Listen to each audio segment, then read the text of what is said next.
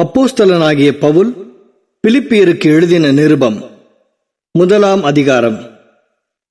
இயேசு கிறிஸ்துவின் ஊழியக்காரராகிய பவுலும் தீமோத்தேயும் பிலிப்பி பட்டணத்தில் கிறிஸ்து இயேசுவுக்குள்ளான பரிசுத்தவான்கள் அனைவருக்கும் கண்காணிகளுக்கும் உதவிக்காரருக்கும் எழுதுகிறதாவது: நம்முடைய பிதாவாகிய தேவனாலும் கர்த்தராகிய இயேசு கிறிஸ்துவினாலும் உங்களுக்கு கிருபையும் சமாதானமும் உண்டாவதாக.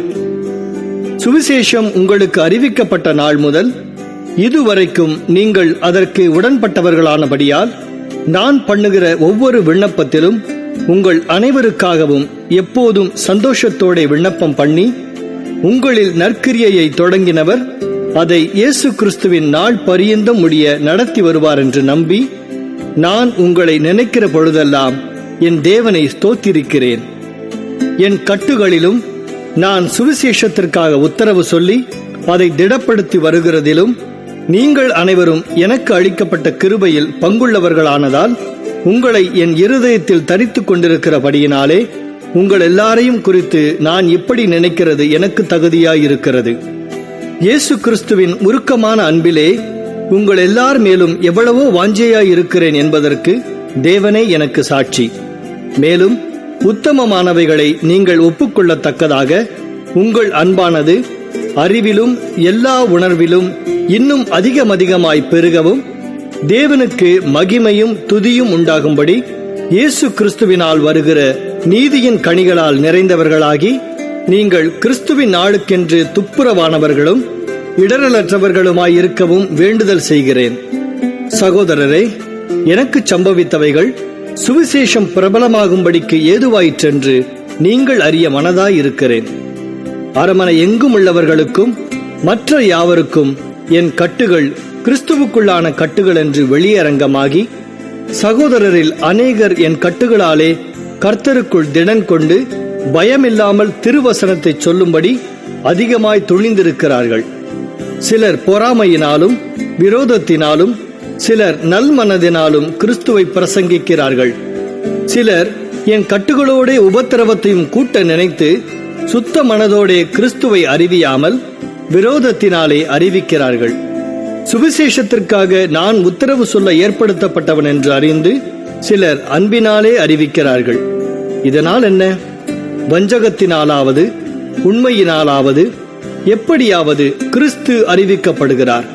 அதனால் சந்தோஷப்படுகிறேன், இன்னமும் சந்தோஷப்படுவேன். அது உங்கள் வேண்டுதலினாலும் இயேசு கிறிஸ்துவினுடைய ஆவியின் உதவினாலும் எனக்கு இரட்சிப்பாக முடியும் என்று அறிவேன். நான் ஒன்றிலும் வெட்கப்பட்டு போகாமல் எப்பொழுதும் போல இப்பொழுதும் மிகுந்த தைரியத்தோடே ஜீவனாலாகிலும் சாவினாலாகிலும் கிறிஸ்து என் சரீரத்தினாலே மகிமைப்படுவார் என்று எனக்கு உண்டாயிருக்கிற வாஞ்சைக்கும் நம்பிக்கைக்கும் தக்கதாய் அப்படி முடியும். கிறிஸ்து எனக்கு ஜீவன், சாவு எனக்கு ஆதாயம். ஆகிலும் சரீரத்தில் பிழைத்திருக்கிறதினாலே என் கிரியைக்கு பலனுண்டாயிருப்பதால் நான் தெரிந்து கொள்ள வேண்டியது இன்னதென்று அறியேன். ஏனெனில் இவ்விரண்டினாலும் நான் நெருக்கப்படுகிறேன். தேகத்தை விட்டு பிரிந்து கிறிஸ்துவுடனே கூட இருக்க எனக்கு ஆசையுண்டு. அது அதிக நன்மையாயிருக்கும். அப்படியிருந்தும் நான் சரீரத்தில் தரித்திருப்பது உங்களுக்கு அதிக அவசியம்.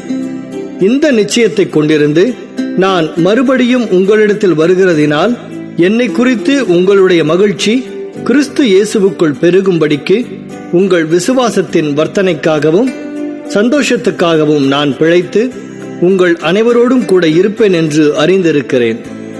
நான் வந்து உங்களை கண்டாலும் நான் வராமல் இருந்தாலும் நீங்கள் ஒரே ஆவியிலே உறுதியாய் நின்று ஒரே ஆத்துமாவினாலே சுவிசேஷத்தின் விசுவாசத்திற்காக கூட போராடி எதிர்க்கிறவர்களால் ஒன்றிலும் மருளாதிருக்கிறீர்கள் என்று உங்களை குறித்து நான் கேள்விப்படும்படி எவ்விதத்திலும் நீங்கள் கிறிஸ்துவின் சுவிசேஷத்திற்கு பாத்திரராக மாத்திரம் நடந்து கொள்ளுங்கள். நீங்கள் மருளாதிருக்கிறது அவர்கள் கெட்டுப்போகிறதற்கும் நீங்கள் ரட்சிக்கப்படுகிறதற்கும் அத்தாட்சியாயிருக்கிறது. இதுவும் தேவனுடைய செயலே. ஏனெனில் கிறிஸ்துவினிடத்தில் விசுவாசிக்கிறதற்கு மாத்திரமல்ல, அவர் நிமித்தமாக பாடுபடுகிறதற்கும் உங்களுக்கு அருளப்பட்டிருக்கிறது.